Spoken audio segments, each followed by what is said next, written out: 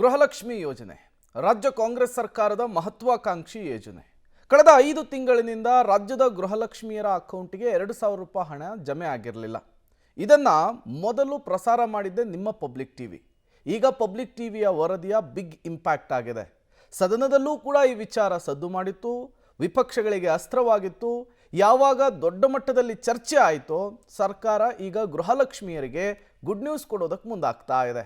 ಬನ್ನಿ, ಈ ಕುರಿತಂತೆ ಒಂದು ವರದಿ ಇದೆ, ನೋಡ್ಕೊಂಡು ಬರೋಣ. ಗೃಹಲಕ್ಷ್ಮಿಯರ ಖಾತೆಗೆ ಬಂದಿಲ್ಲ ಧನಲಕ್ಷ್ಮಿ, ಕಾದು ಕಾದು ಸೋತಿರುವೆ ಗೃಹಲಕ್ಷ್ಮಿಯರ ಅಳಲು. ಪಬ್ಲಿಕ್ ಟಿವಿ ಸತತ ವರದಿಗೆ ಎಚ್ಚೆತ್ತ ಸರ್ಕಾರ, ಕೊನೆಗೂ ಸೆಪ್ಟೆಂಬರ್ ದುಡ್ಡು ರಿಲೀಸ್.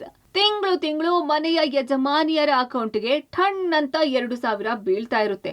ಹಿಂಗೆ ಕಲರ್ ಮಾತಿನಿಂದ ಅಂಗೈಯಲ್ಲಿ ಅರಮನೆ ಕಟ್ಟಿತ್ತು ಕಾಂಗ್ರೆಸ್ ಸರ್ಕಾರ. ಆದ್ರೆ ಅದ್ಯಾಕೋ ಬರ್ಬೇಕಾದ ಲಕ್ಷ್ಮಿ ಬರ್ಲೇ ಇಲ್ಲ.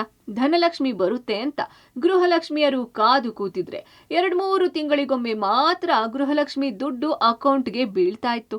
ಫೆಬ್ರವರಿ ಮಾರ್ಚ್ ದುಡ್ಡು ಎಲ್ಲಿ ಹೋಯ್ತು ಗೊತ್ತಿಲ್ಲ. ಆದ್ರೆ ಈಗ ಸೆಪ್ಟೆಂಬರ್ ದುಡ್ಡು ಪಬ್ಲಿಕ್ ಟಿವಿಯ ಸತತ ವರದಿ, ಸದನದಲ್ಲಿ ಜಟಾಪಟಿಯ ಬಳಿಕ ಕೊನೆಗೂ ಡಿಸೆಂಬರ್ 16ಕ್ಕೆ ಆರ್ಥಿಕ ಇಲಾಖೆಯಿಂದ ರಿಲೀಸ್ ಆಗಿದೆ. ಹೊಸ ವರ್ಷದ ಹೊಸ್ತಿಲಲ್ಲಿ ಇನ್ನೇನು ಅಕೌಂಟ್ಗೆ ಬರಬಹುದು. ಇನ್ನು ಅಕ್ಟೋಬರ್, ನವೆಂಬರ್, ಡಿಸೆಂಬರ್ ದುಡ್ಡು ಅದ್ಯಾವಾಗ ರಿಲೀಸ್ ಆಗುತ್ತೋ ಗೊತ್ತಿಲ್ಲ. ಆದ್ರೆ ಇನ್ನೊಂದು ವಾರದಲ್ಲಿ ಸೆಪ್ಟೆಂಬರ್ ದುಡ್ಡು ಡೆಬಿಟ್ ಮೂಲಕ ಗೃಹಲಕ್ಷ್ಮಿಯರ ಖಾತೆಗೆ ಜಮೆಯಾಗಲಿದೆ. ಗೃಹಲಕ್ಷ್ಮಿ ದುಡ್ಡಿಗೆ ಕಾದು ಸೋತ ಲಕ್ಷ್ಮಿಯರಿಗೆ ಇದೀಗ ಗುಡ್ ನ್ಯೂಸ್ ಸಿಕ್ಕಿದೆ.